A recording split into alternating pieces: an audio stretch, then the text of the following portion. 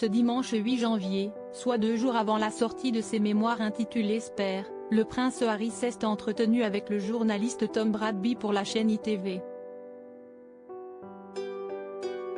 Il lui a notamment révélé cet échange chargé en humour noir qu'il a eu avec son frère William lors des funérailles de la reine Elisabeth II, décédée en septembre dernier. On s'est dit qu'à Ouin on connaissait déjà le chemin. Une phrase qui fait directement allusion aux obsèques de leur mère, la princesse Diana, qui s'était tenue le 6 septembre 1997. Pour le duc de Sussex, dire au revoir à sa grand-mère et à sa mère étaient deux sensations très similaires.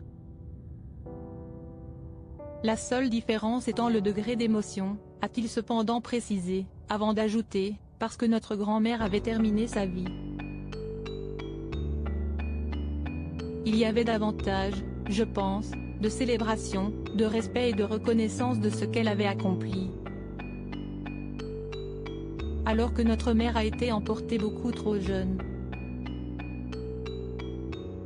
Beaucoup de tristesse à noter que le père d'Archie et Lilibet, qui n'a cessé de faire parler de lui ces dernières semaines pour ses propos tenus sur sa famille dans le documentaire Netflix Meghan et Harry, rendait hommage à la monarque juste après son décès, sur son site officiel. Grand-mère, si ce dernier adieu nous apporte beaucoup de tristesse, je serai toujours reconnaissant pour nos premières fois, de mes premiers souvenirs d'enfance, du jour où tu es devenue ma commandante en chef, celui où tu as rencontré ma femme adorée et celui où tu as embrassé tes arrière-petits-enfants pour la première fois.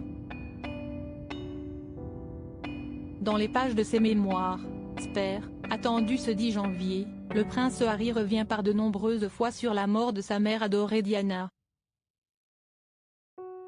Notamment sur le jour où le roi Charles III, encore prince, a dû leur annoncer la tragique nouvelle. Et sa façon de faire n'a pas été des plus tendres, comme le duc de Sussex le fait savoir, il attendait de son père un peu plus de compassion et de présence quand il leur a fait part de la mauvaise nouvelle. Ce dont je me souviens avec le plus de clarté possible, si est-il que je n'aille pas pleurer. Pas une seule larme.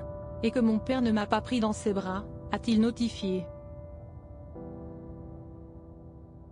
Puis, je me souviens du roi, les yeux rivés sur le duvet, la couette et les deux draps du lit sur lequel nous nous trouvions. Je me rappelle qu'il nous a dit qu'il y avait eu des complications après qu'elle a été sérieusement blessée, a conclu l'époux de Meghan Markle.